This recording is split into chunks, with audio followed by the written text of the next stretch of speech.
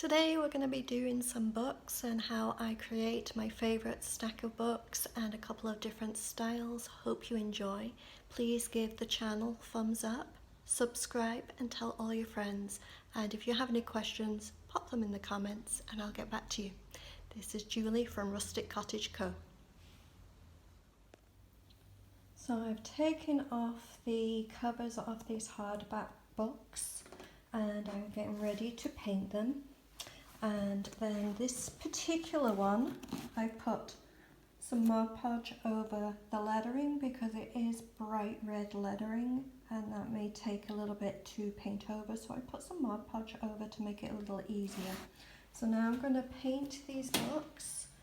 The white linen chalk paint I always use, and it will probably take 2 coats, pretty much like everything else, to cover them. So I'll get those on and then show you them painted up, and then we'll get on to the next part. So these books I pick up from the thrift store, and a lot of people don't like people painting books. So I'm just going to put out there that I pick up books from the thrift store that I don't think people have put their heart and soul and emotion and life into the book. It's usually a self-help book from decades ago that has been round and round around the circle of life a few times, outdated, even the information is not relevant to today's circumstances, and there are new self-help books out there that you can use. So those diet books, those self-help emotional books that are outdated, if someone was reading them, it would probably do more harm than good now. I do not paint anything on any of the written pages of the books. Those are kept completely as is. All I do is what's on the actual hardcover itself. So as I say, I apologise for anyone that's, oh no, she's painting books. I love books, I read books, I completely appreciate them. But these are the ones that not have had heart and soul into. They were a quick money maker when they were even produced in the first place. So I feel better about that. Anyway, let's get going. Let's paint the books. Okay, we're going to start on this first set of books. This is going to be just very simple, very easy. This is the stencil I'm going to be using. I literally picked this one up from the Dollarama. So I find this one with the writing on it. The font is quite modern, so I like to do it in a modern way. So how I do each book, I stencil on right at the end so that all the words are at the end. So we'll get started on that. I'll show you the first one and then the other 2 books that are exactly the same. So the paint I use is this one, the usual, because I have it in. I give it a good shake up and down, which then puts a little paint, actually as you can see, onto the lid. And that's the paint I use. I have a scrap piece of paper, an old envelope or something like that to make sure I don't have too much paint, and I use a little stencil brush. And the brush is just one from the Dollar Tree. You don't have to spend too much money on this. And I line up the book and I have it right at the end. And then once you've got it all lined up, you don't want to move. So you dab your brush into the paint and then you take some off. You don't want it too juicy. You almost want it dry. And just, you can dab or you can swoosh. Either way, dabbing is a little more precise but takes longer. But once you get used to kind of doing stenciling, then you get to know your brush. You can swoosh and take your time with it, but you can do it a little faster. So I'm going to do a little both. In the detail part I'm dabbing, and in the thicker parts I'm swooshing. Put a little bit more paint on, but make sure you take it off. You do not want it too wet. And the last letter.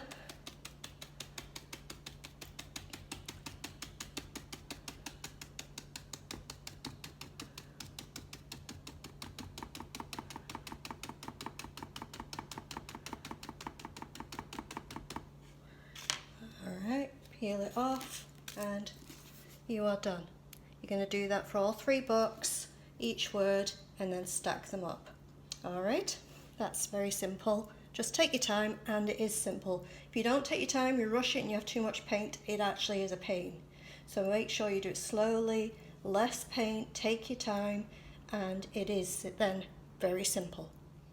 Alright, on this one I have this stencil. It's going to be a little different. I find this one's a bit more rustic, a bit more sweet. It's even got the word sweet in it, a little bit more country. So I do it more in a rustic way. So let's get going on this. It's similar for the stenciling. Take your time, and this one I actually put it in the middle. So it doesn't need to be perfectly in the middle, it's going to be rustic. So the same thing, get your paint on your brush, dab it off, and then start stenciling.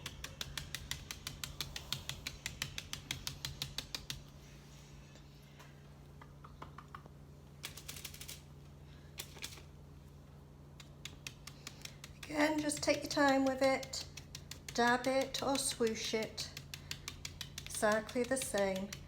It's better to take your time and do it the first time than rush it and then have to redo it. Stenciling can be simple, but it also can be a little bit of a pain, and patience really comes in, which I don't have lots of, but it really does come in with stenciling.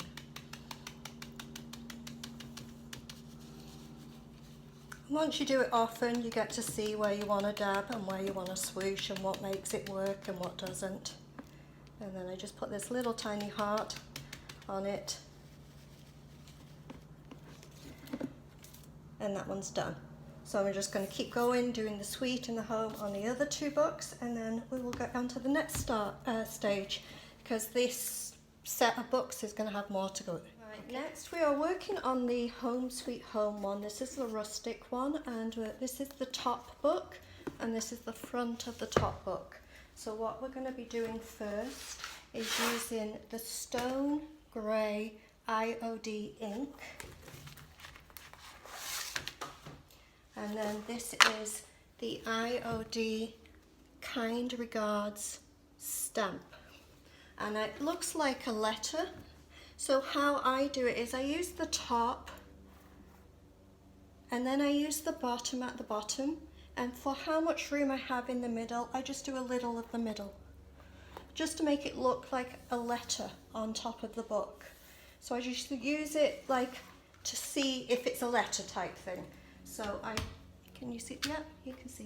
I stamp it a bit at a time, and I just do the top part at the very top, push down. Then I do the next little bit underneath it,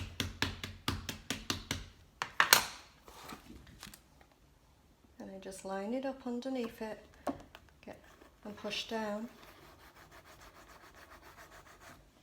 and then I get a little bit of the actual letter itself, just a little chunk of it. So I just choose which chunk I want, don't need the whole thing, and then just line that up underneath again.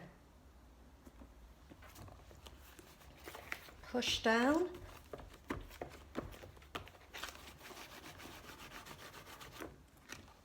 and then at the very bottom we do the bottom of the letter.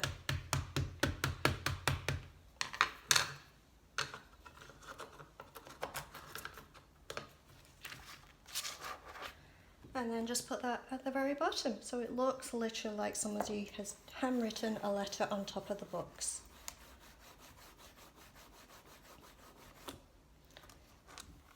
And and then we'll leave that to dry and we'll do the next part. Now this one is the bottom book, and on the bottom of the book we are going to be doing the actual stamp that is the, I forget what this one's called, distressed I think it's called, distressed stamp, and a little of the crackle stamp on the bottom. So we're going to do that and use the same grey, stone grey ink. I'm going to get a little of the crackle just in the corner, just a little bit, and you're just going to push it on just in some of the edges. Just need a little crackle, not lots of crackle. And then we're going to get the distressed and just put the ink all over the distressed stamp and push this one all over the bottom.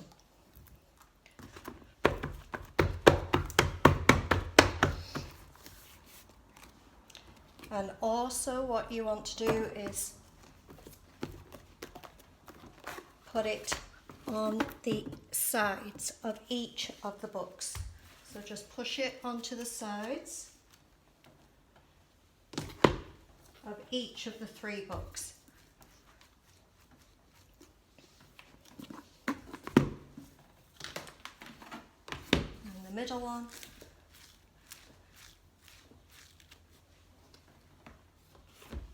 And then the top book, where we've got the nice little kind of letter, we're going to again do some of the distressed.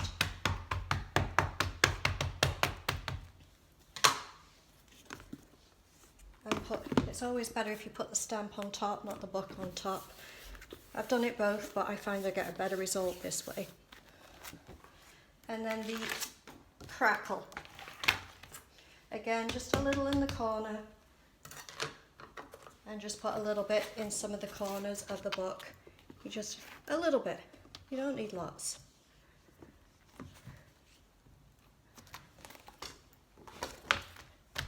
And now next we're going to put the books together. Like this. And we're going to use the actual stamp pad itself. And we are going to go around all the edges. So with the stamp, go into the corners, pushing it heavily in the corners, little light around the sides. Do the top first, all the way around, and then lift up, do the sides,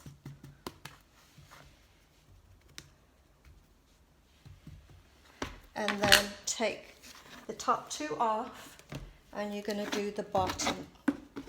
So just again with the stamp, go around the edges, pushing into the corners.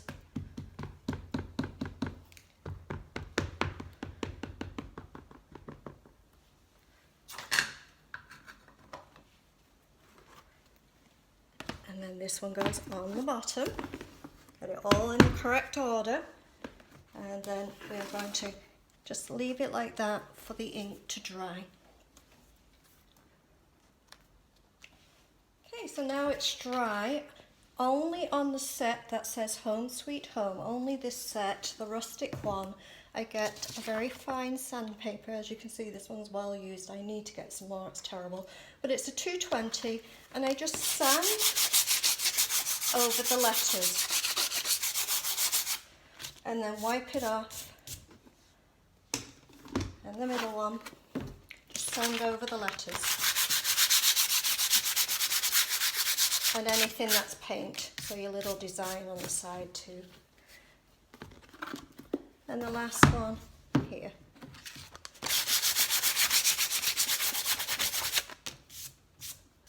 And then line it up.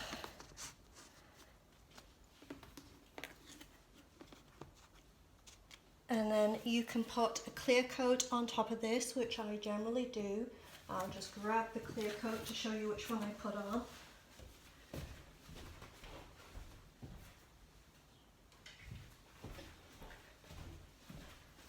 If it's for yourself, you don't have to put a clear coat on, but next I'm going to put this clear coat over the whole of what you see, so the top, the sides and the bottom of each of the book stacks. So the books are now dry. On the first stack, I'm leaving as is, it's done. This one I want to, as I say, little country more, I'm going to just add some twine to it. So I'm going to put the twine under the books. I usually put it on the edge of a table to do this, but right now I'll just do it here. And so I have a little bit to tie, and then I'm just going to wrap this round a couple of times, the whole books. So just wrap it round once, twice, and then just reach up and get them approximately the same length and cut.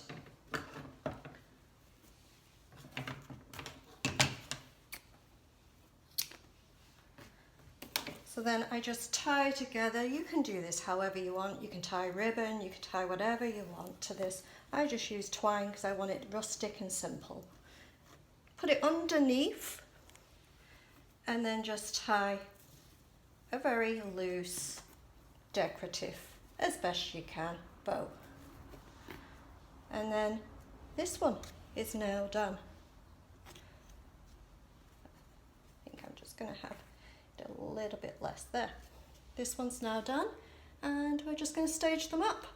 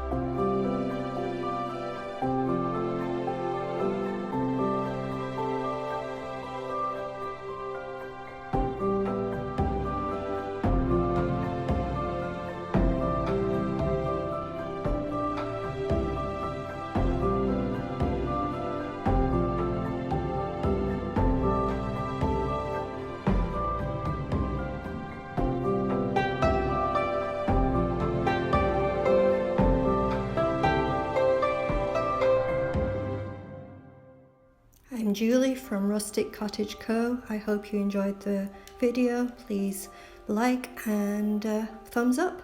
Thank you.